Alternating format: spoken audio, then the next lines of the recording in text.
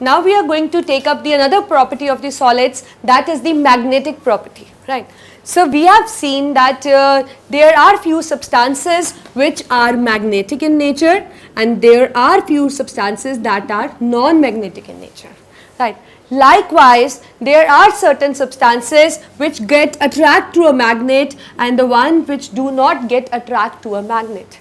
Now why this kind of difference exists in different solids, though they belong to a same state of matter, that is solid, but still we get to see this kind of difference. That means one is being attracted by the magnet and the other remain unaffected, right. So the reason behind that we'll be discussing in this topic, but before we do that, I just want to tell you on the basis of quantum model of atom that every substance, we know that every substance is made up of an atom, right, and every atom contain electrons. The number may vary but still they will contain the electrons, right, correct.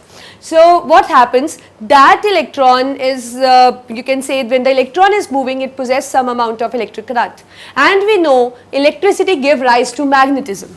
It is a cleared fact that electricity give rise to magnetism.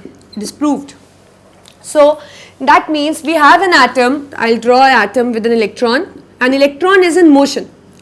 Now when it is in motion, so it is revolving in a shell also, and it is also spinning around it. So we can observe two kind of motion, one movement around nucleus and the another spin around its own axis.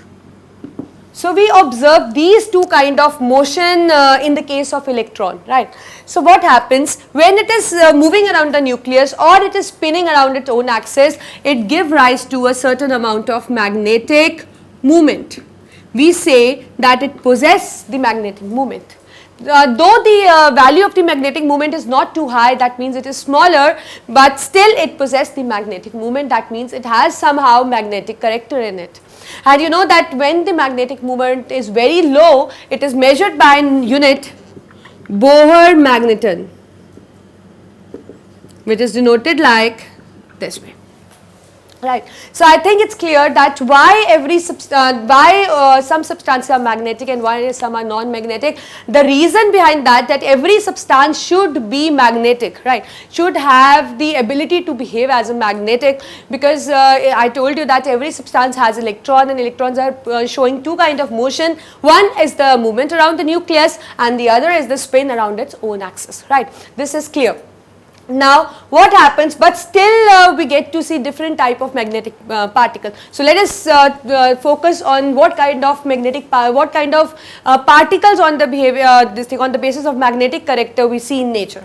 So they are paramagnetic substances, there are diamagnetic substances, there are ferromagnetic substances, and there are antiferromagnetic substances, and one is ferrimagnetism. So look, we can have five type of solids depending upon their magnetic property, right. So one is the paramagnetic, diamagnetic, ferromagnetic, antiferromagnetic, and the last is the ferrimagnetism. Now we are going to discuss them in detail, that what actually is the difference possessed by these of the substances, like which particles are repelled or which are attracted or which are more attracted towards the magnet, or how they behave, right. So first we are discussing paramagnetic. Now which substances act as paramagnetic? The first question is that which substances, which solids act as paramagnetic. So those substances which have unpaired electron, because you have already done molecular orbital diagrams, right. So you know how to write the configuration for the molecules. So when we write the configuration for the molecules and we get to find an extra electron there, so we say that it is an unpaired electron, that means it is not occurring in a pair. So those substances behave as paramagnetic in nature. Now what happens when this kind of paramagnetic substances are exposed to the magnetic field? They actually get weakly attracted by the magnet. They get weakly attracted to magnet.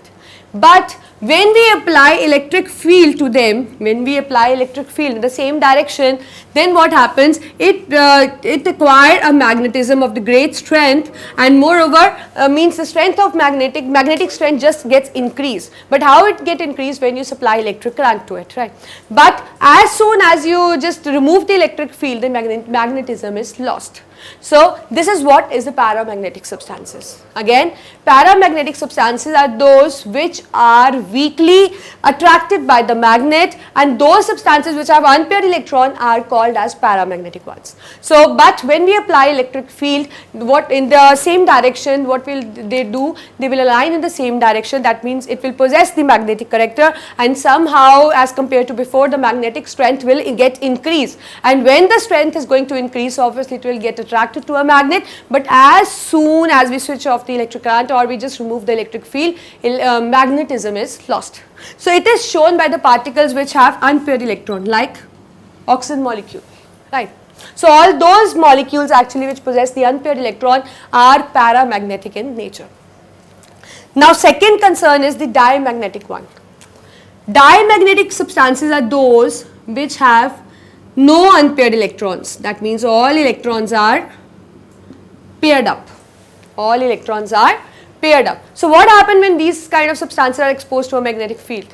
They are weakly repelled. They are weakly repelled by the magnet, like sodium chloride.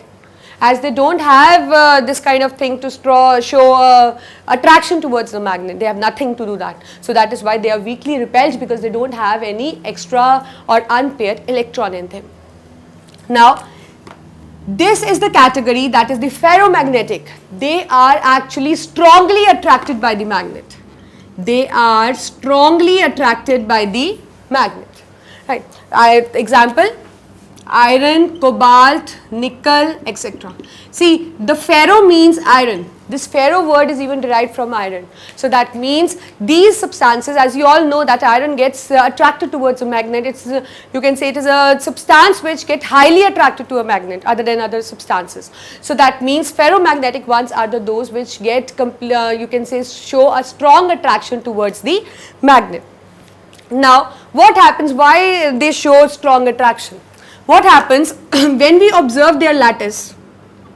As you all know, solids, crystalline solids are arranged in a lattice form. So when we just saw its lattice, so what happens? There occur many groups in which particles were packed together, and they were called as domains. They were called as domains. So I am just indicating the domain with arrow. So what happens when there was no electric or magnetic field? Domains were oriented in different direction, like this.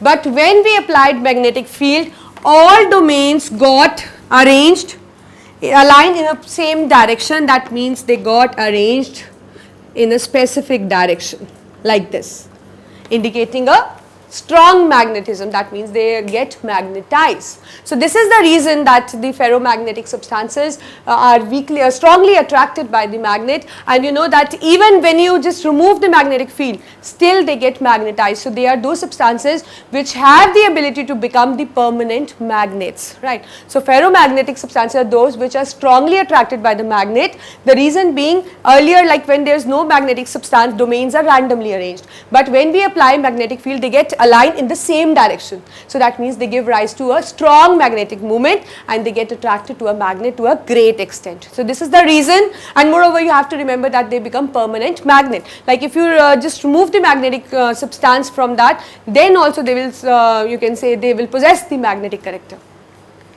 Likewise we have the another category, anti-ferromagnetism. So it was ferromagnetism, and this is anti-ferromagnetism, means it is just against the ferromagnetism, right? So that means magnetism were greatly attracted to a magnet. Anti-ferromagnetism, that means they are not going to attract, right? So what happens in them? Again in them, domains are aligned in different direction. When magnetic field is applied, they get aligned in a direction, but equal number of domains get aligned in the same direction. Suppose I say 5 domains align in the upward direction. So at the same time, 5 domains align in the opposite direction. So what is going to happen here? So that means magnetic moment due to this domain is just cancelled by the magnetic moment of this domain. So as a result, they will not get attracted towards the magnet. So this is something anti-ferromagnetism. Last we have is ferrimagnetism. So here what we get to see, again domains are arranged in a random manner. Now we apply magnetic field, so they get aligned in direction. Not all domains in the same direction, right? What you get to see, like in this one, the same number of domains in the upward and same number of domains in the downward direction. But here, suppose I say 5 domains in the upward direction. So,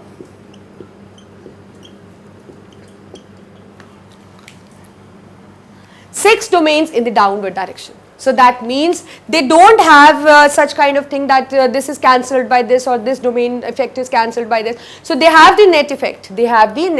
But the magnetic moment possessed by this is something low. It is not too high as the ferromagnetism has. It has the magnetic moment less than that. But we can increase it. Like when we will increase the temperature, their domains will get aligned in the same direction and it will start behaving as paramagnetism. That means it will possess the character of paramagnetism, but it will occur only till when we apply the temperature, or we apply the electric or magnetic field, and as soon as we just remove it, these domains will again get randomly arranged and the magnetic character is lost. So this is how you are going to explain the magnetic property if somebody is going to ask you to comment on the magnetic property of the solids.